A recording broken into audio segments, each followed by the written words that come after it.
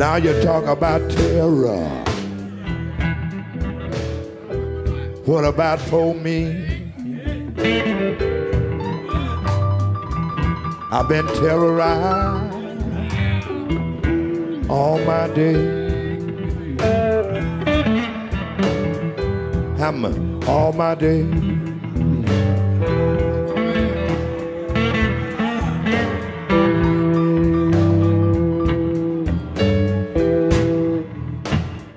The U.S. economy is being held hostage by a small cohort of financiers who run private equity firms: Apollo, Blackstone, the Carlyle Group, Kohlberg, Kravis, Roberts.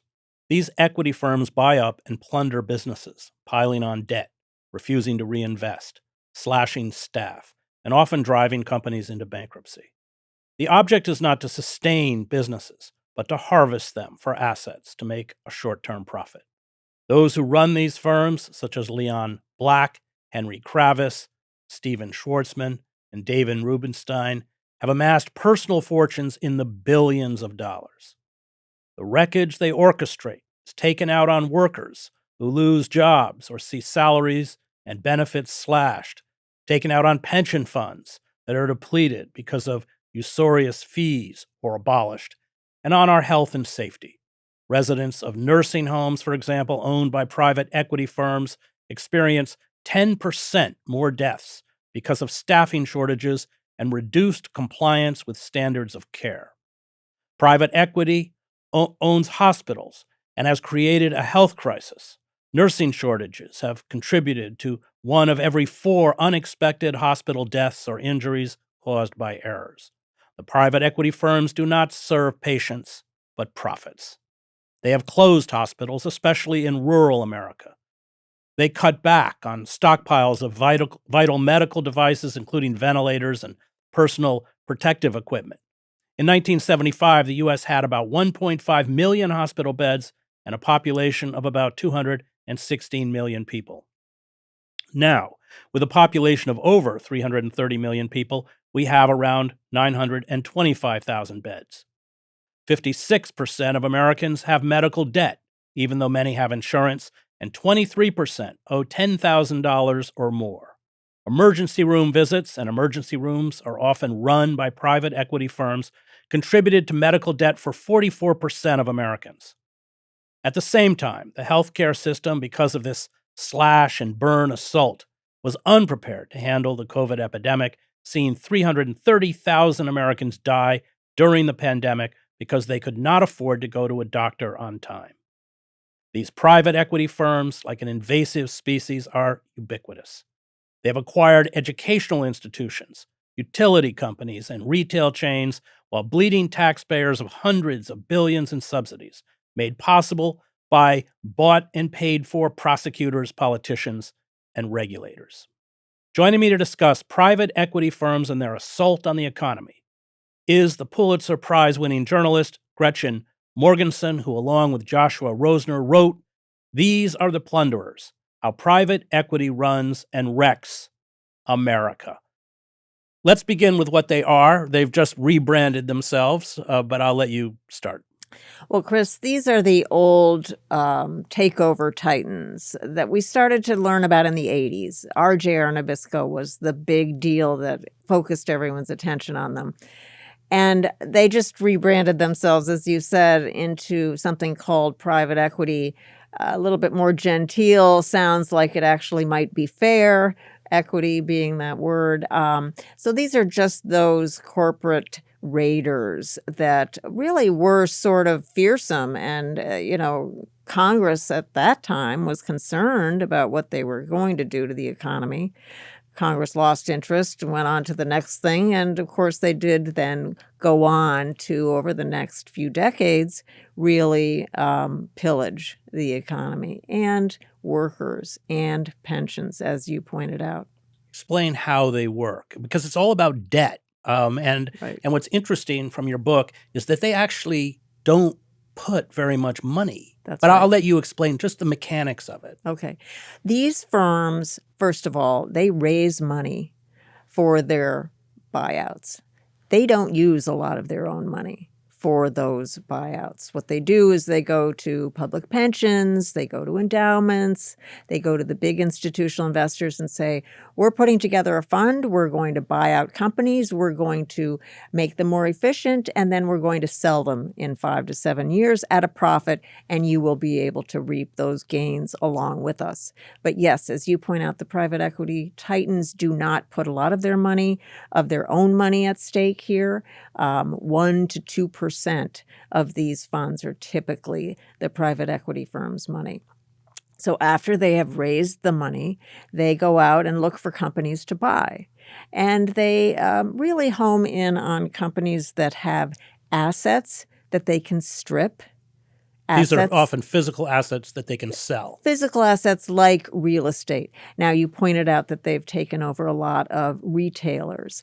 When that was going on, often they would be buying retailers that had, either very, very favorable leases or actually had land underneath their stores that they could then sell at a profit, stripping the company. It's really not about operating the company, as you say. It's really about stripping the assets, extracting the money that they can from it. It's an extraction business. So they buy a company.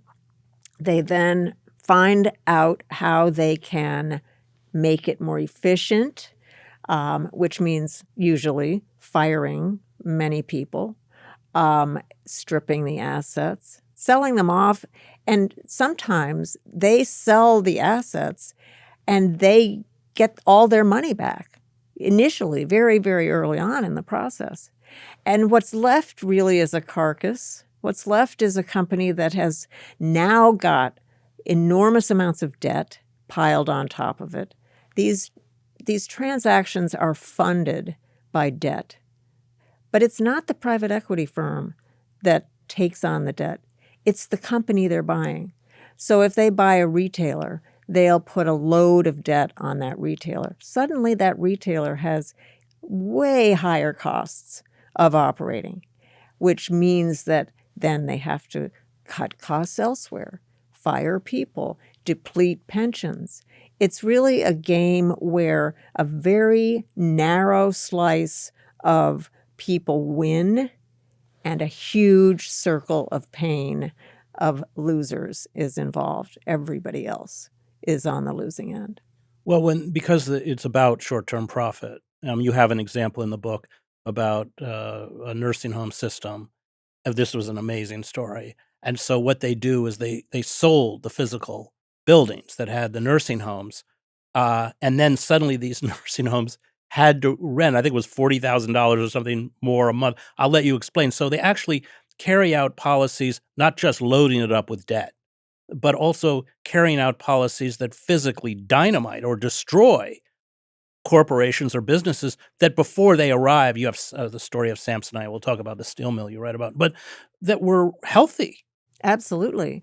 So the nursing home company that you were talking about, Manor Care, it was very well run. The reason that the acquisition was made, and this was Carlyle Group, which is one of the top private equity firms. And let me just interrupt, because as you point out in the book, they, like James Baker, they pull in heavyweight political figures once they're out of office to run these groups. Carlyle, unlike the other firms, which are located in New York and are the Wall Street type of folks, Carlyle is a much more, it's based in Washington, and it's much more politically astute. And as you say, there's a revolving door with government officials, very high-powered government officials. Anyway, they bought Manor Care. It was a very well-established, well-run national nursing home company.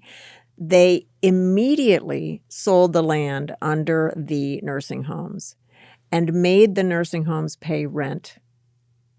They took out the equivalent of what they had put into the company.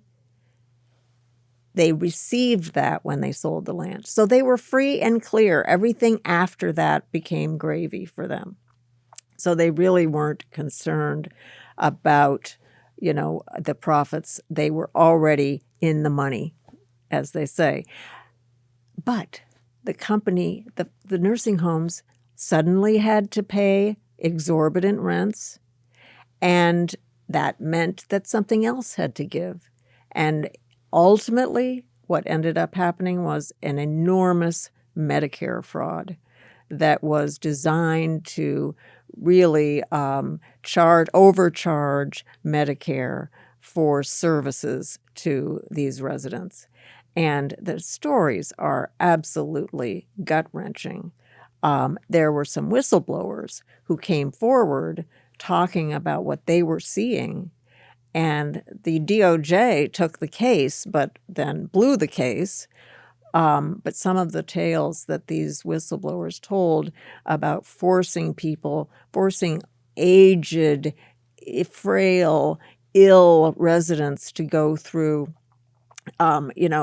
incredible rehabilitation that they didn't need in order to bill Medicare for these processes. It was just shocking. Well, you see that you write about the ER, that what do they call surprise bills? I can't Right. remember the term you Yes, used. right. They will hospitalize people who don't need it. It's all about money. And then, of course, the care is substandard because the staffing is cut. That's right. That's right. So ultimately, Manor Care was driven into bankruptcy by the people that bought it, but they didn't lose because they had done this transaction to buy the land underneath all of the nursing homes. You call these private equity firms, these are your words, money spinning machines. Before we go into specifics, talk about, because the amounts are staggering. Maybe we can talk about the charming, is it Leon Black? These people are bringing in personally, these figures, billions upon billions of dollars. Talk about the amount of money they're generating. The net worths of the people running these companies are in the tens of billions. In the COVID years, I think Steve Schwarzman's, he is the head of Blackstone. I think his net worth doubled during COVID. I think it went up to something like 35 billion or something.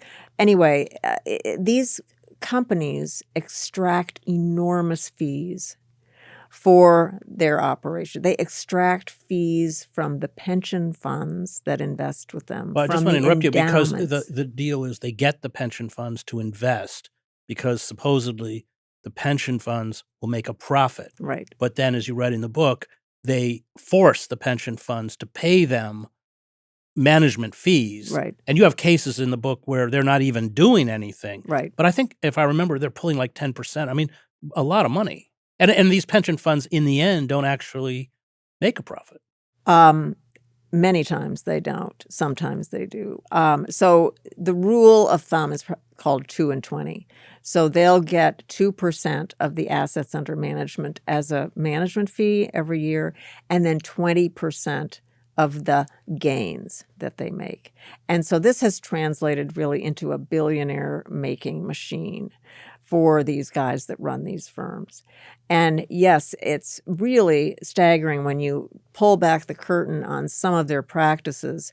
One of them that's really, really outrageous is when they buy a company, they will often install people on the board of the company to, watch over it, to make sure that they're going in the right direction, for them anyway, not for the company necessarily. And they will charge them fees over a period of time for their management expertise. Okay. These fees are generally contracted on a 10-year life, but many of these deals, they end up selling between 5 and 7 years. That's the goal, as you pointed out, the short-term nature of this. And so, but the company has to pay for the full 10 years of the fees that the private equity firm is charging them. And that's money for doing nothing. That's just one of the tricks of the trade that they do to generate billions of dollars for themselves while they're really, really impoverishing so many other people. You write that they operate in secrecy with hidden ties to companies they control. The wreckage they leave behind is often difficult to track back to its origins. And I just want to raise another point that you do in the book. And I thought it was important, that many Americans who are being assaulted this way, they know something's wrong, but they don't quite know what is wrong. And I think it's tied to this almost invisible hand. But explain that, and then I want you to talk about their political clout because it's significant. They get the tax breaks. They corrupt the system enough to essentially grease the skids for them to continue to operate. Absolutely, absolutely. So the secrecy is important. One of the reasons that we wanted to write this book is to let people know how pervasive this business model Well, is. you write at one point that all of us, although we don't know it, are engaging with private equity firms. Yes. But so talk about how extensive it is, and then talk about that secrecy too. I mean,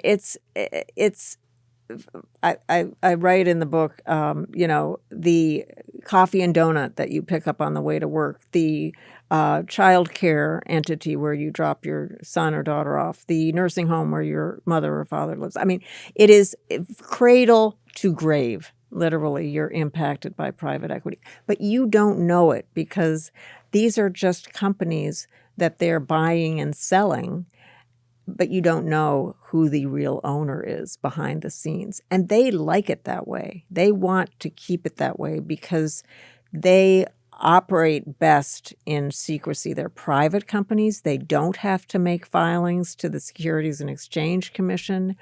And so a lot of the business and a lot of their practices are hidden from view. And that is by design. One of the things that I think could improve our perception or educate people about how pervasive private equity has become is to force these firms to identify themselves as the owners. So it should be the Carlisle nursing home or the Blackstone donut shop or whatever, just so you are aware of who you're dealing with and whose, pocket you're putting your money into. Now, the secrecy is one thing. The political clout is, as you say, immense because they have so much money. I mean, their tax treatment is an outrage, and many presidents have tried to change it, but have not been able to do so. Explain what it is, what the tax break. So their fortunes are enhanced by the fact that they pay a fraction of what you and I pay on our incomes every year because it's called carried interest. It's not considered ordinary income. The ordinary income tax rate is up to 35%. What these people pay is around 21% on the income that they receive from their operations. And that's something that's been in the books for decades, but it really has created a skewed system where they make fortunes, billions of dollars. The government loses because they're not generating, the tax revenues that they should on those billions. And it's nuts. Now, the last time someone tried to change this, Kirsten Sinema was a holdout. Because it was good for the people of Arizona. Right, lawmaker from Arizona. She, I think, received $1.5 million from the private equity world to, stand up and say no. And she scotched it. So getting them to pay their fair share of taxes would be a good thing. It would help the government. It would generate more income. And it would, take away this really unfair aspect of their business. You write, routinely lionized in the financial press for their deal-making and lauded for their charitable giving, these unbridled capitalists have mounted expensive lobbying campaigns to ensure continued enrichment from favorable tax laws. Hefty donations have won them positions of power on museum boards and think tanks. They've published books on leadership extolling, quote, the importance of humility and humanity at the top while eviscerating those at the bottom. Their companies arrange for them to avoid paying taxes on the billions in gains that their stock holdings generated. And of course, they rarely mention that the companies they own are among the largest beneficiaries of government investments in highways, railroads, and primary education, reaping massive perks from subsidies and tax policies that allow them to pay substantially lower rates on their earnings. These men are America's modern age robber barons, but unlike many of their predecessors in the 19th century who amassed stupefying riches by extracting a young nation's natural resources, today's barons mine their wealth from the poor and middle class through complex financial dealings. These people not just control politicians, but they serve in government. You have several examples of that. Explain a little bit about how they dominate the political system. Well, Jay Powell, our head of the Federal Reserve Board, he was a Carlyle executive. They're really everywhere. Again, it's this pervasiveness. But even if they're not on the job, say in the government, they are behind the scenes, absolutely manipulating outcomes so that their businesses will benefit. It's pretty. They're so powerful and so wealthy, and you know, Chris, better than anybody, how money is so central, unfortunately, to how our government works. You just have not had enough attention to this. This basically this wealth grab by these people. The one thing we did have, it was so the activity, the practices were so outrageous that it actually got Congress to act, and that was on the surprise medical bills that you mentioned a bit ago. This was a creation, the brainchild of a company called Envision, which is owned by KKR. And what Envision did was it went into emergency departments and started running many of those emergency departments in a hospital. It wouldn't own the hospital, but it ran the emergency departments. And Envision decided that what they could do is they could make the emergency department be a separate entity outside of the insurance coverage that the hospital's patients would normally have. So you're in your town, you go to the emergency department, you've broken your arm or whatever, you naturally assume that your insurance, which covers your normal hospital, whatever stay or treatment, you naturally assume it's going to cover your emergency department bill. Well, Envision carved themselves out of that so that you would have to pay more. And this was something that was so, crazy and impossible to think that it could happen that Congress actually did something about it and changed and curbed the practice. They didn't eliminate them, but they curbed it. And guess what? Envision went bankrupt after that because its business model required them. Its business model was based on ripping people off. I want to talk about several cases, including that heartbreaking case of the girl and woman who needs constant medical care, but people have to get the book. But let's talk about in detail Noranda Aluminum. So Noranda was a company that had a very profitable, very well located aluminum smelter on the banks of the Mississippi River in the Boot Heel region of Missouri. Not a wealthy part of the country, but this was a company, this was a smelter, aluminum production that had 2,500 jobs, well-paying jobs, good benefits, health care, and the company had been there for many, many years, and this was a well-established smelter doing a tremendous business. On the Mississippi, they could deliver their aluminum all up and down the country. Great, great company. Apollo comes in and buys it.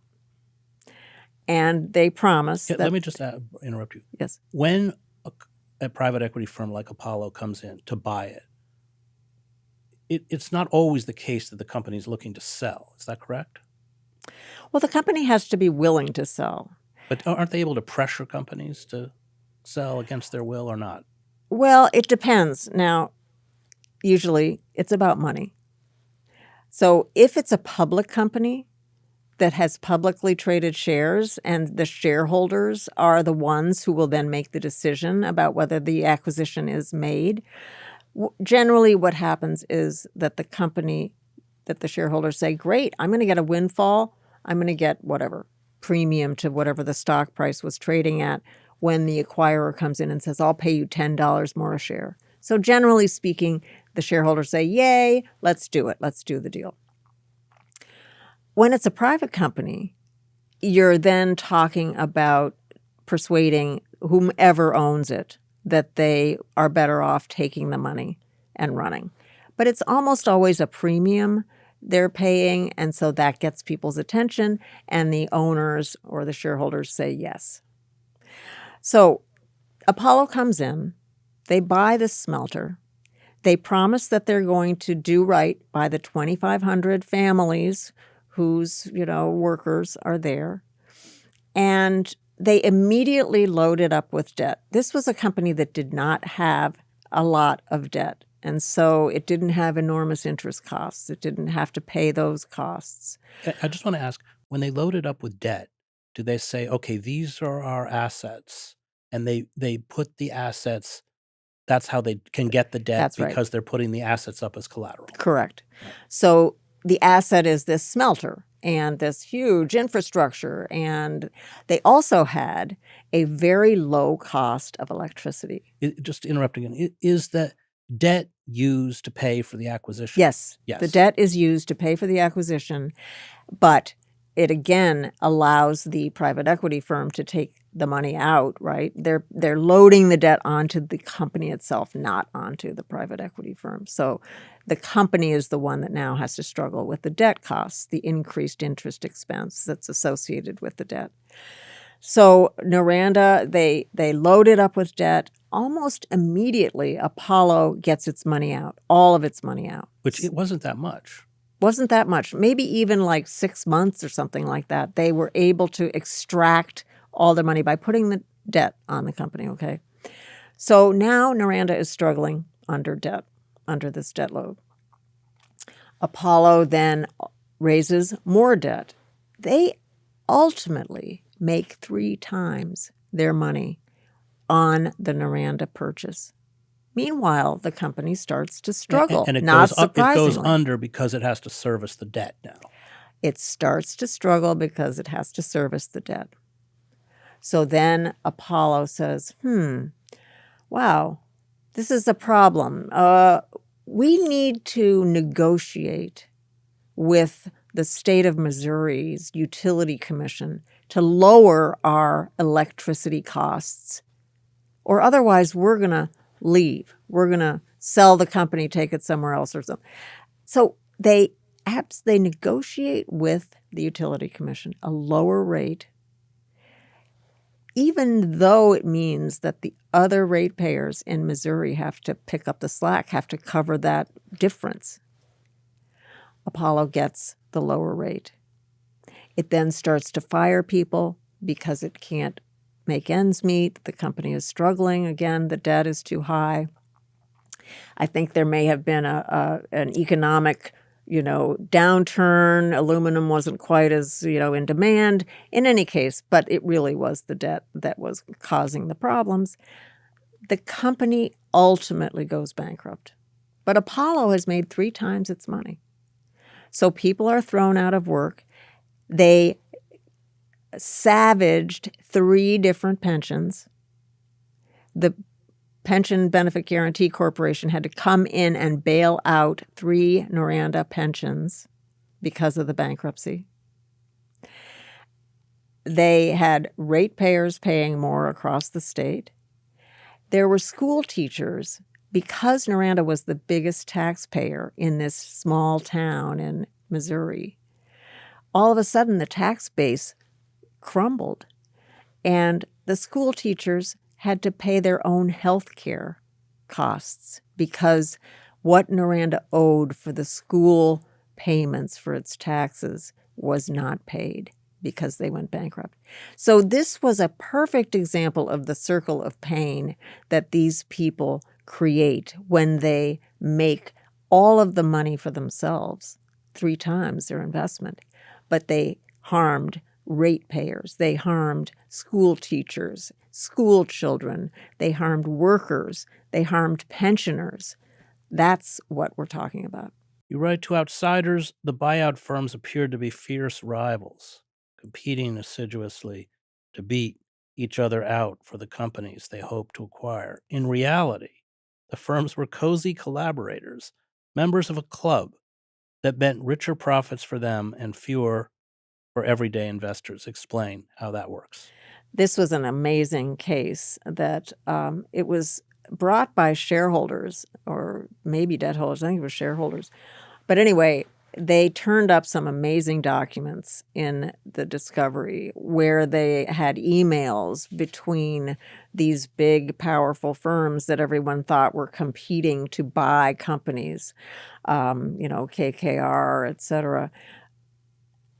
The emails showed them to be very chummy. They would say, "Oh, well, we'll stand back on this deal. We won't do this deal. We'll let you take this deal. You give us the next one." And so it became clear when you have this kind of acquisition, if you have more bidders, if you have 2 bidders, 3 bidders, 5 bidders, the people who own the company that are selling it are going to get a better price because those bidders are going to bid up the price of the company. If you only have 1 bidder, they're not competing with anyone else, and they're not going to be raising the cost of the acquisition. So what happened was the shareholders ended up getting less because the other firms had decided not to compete and not to bid up the price. It was collusion that people had not really understood was happening on a regular basis. And it was kind of shocking. They ended up paying a lot of money to make the case, to settle the case. But it was a real eye-opener about how they are really working together to make sure that they don't have to pay too high a price and that there won't really be tough competition. Isn't that illegal? Sorry to be so naive. DOJ didn't think so. Oh, really? Oh, Did not bring a case. okay. I want to talk about utilities. And I wrote a book called America, the Farewell Tour, but it opens in Scranton, Pennsylvania, which had declared bankruptcy. And they were just stripping city parking, sewer, anything they could sell off, which of course made things worse. It was a temporary fix, but rates skyrocketed. And you write about Bayonne, but talk about how they're cannibalizing basic services that were once managed by cities, communities, and the government.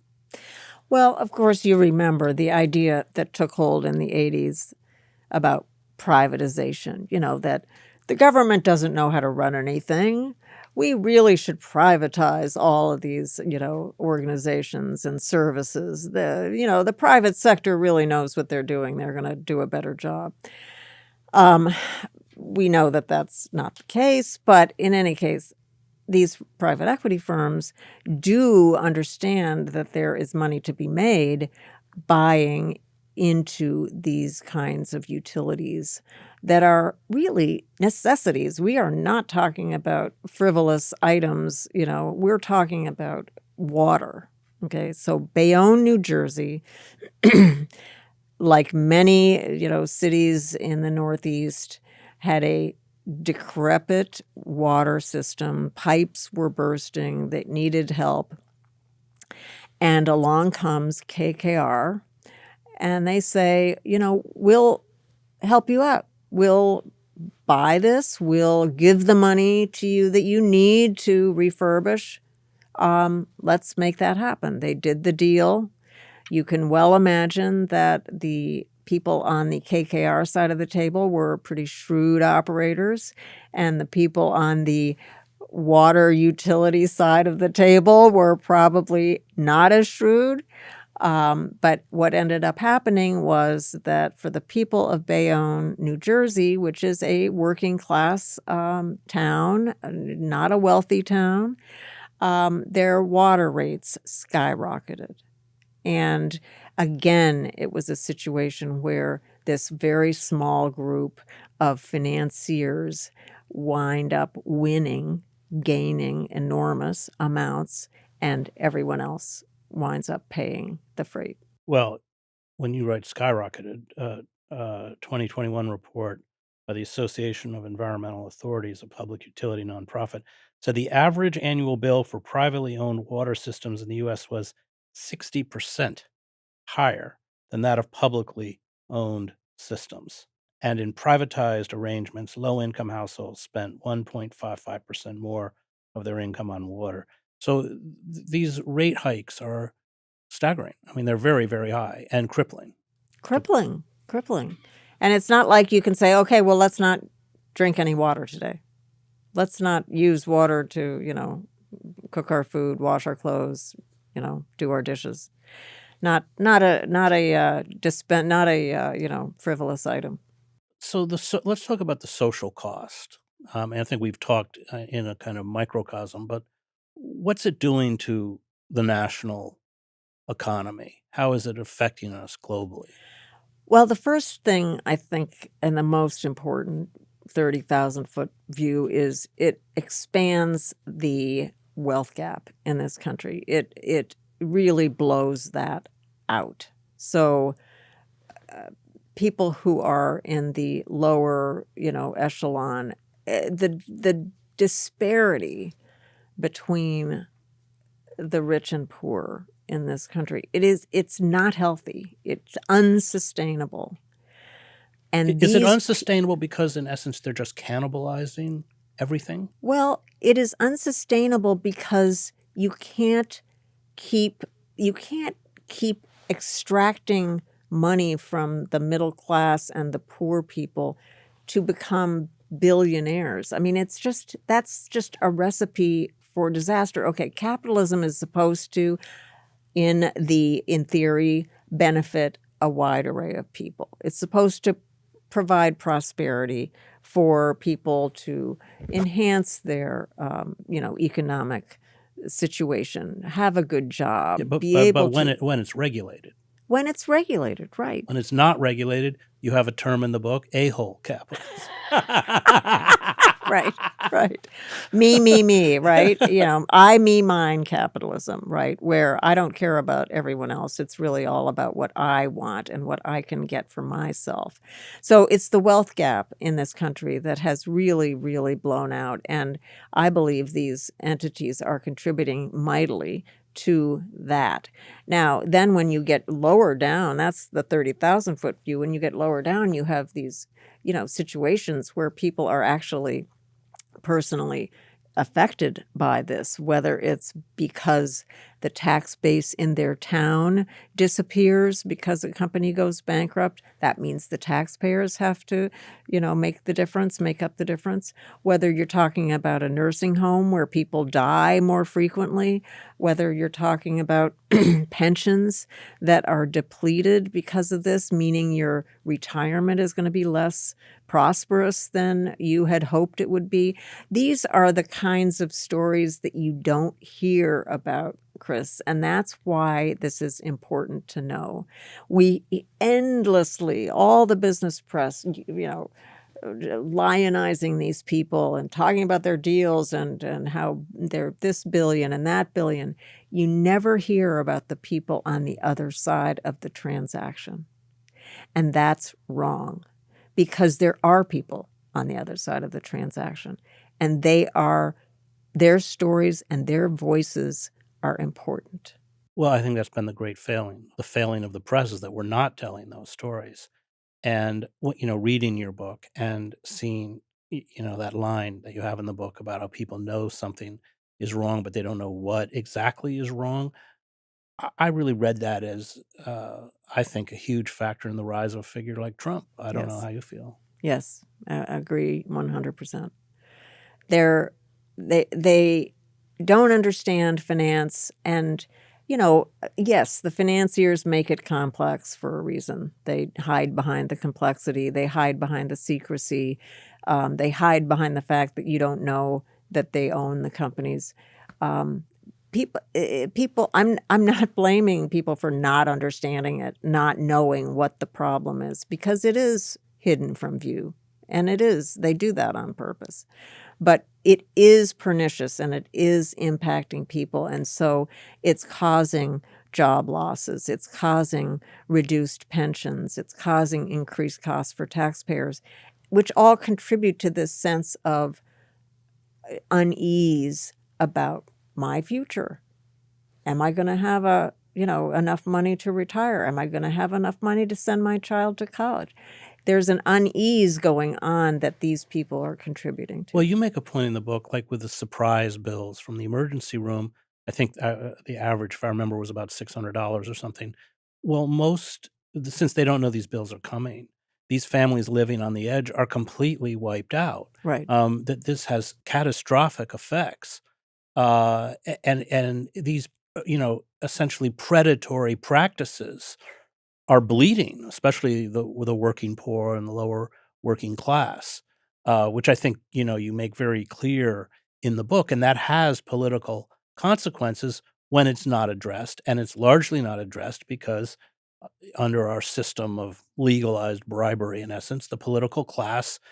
These people own the political class. Not only own the political class, but especially I think during the Trump administration, a lot of these private equity people were in the Oh, administration. Steve Schwarzman was at Trump's right hand in many photographs. He was his, business advisor, financial Well, one crook advising another. Great. All right, thanks. That was Pulitzer Prize-winning journalist Gretchen Morgenson, author of These Are the Plunderers: How Private Equity Runs and Wrecks America. I want to thank the Real News Network and its production team, Cameron Granadino, Adam Coley, David Hebden, and Kayla Rivera. You can find me at chrishedges.substack.com.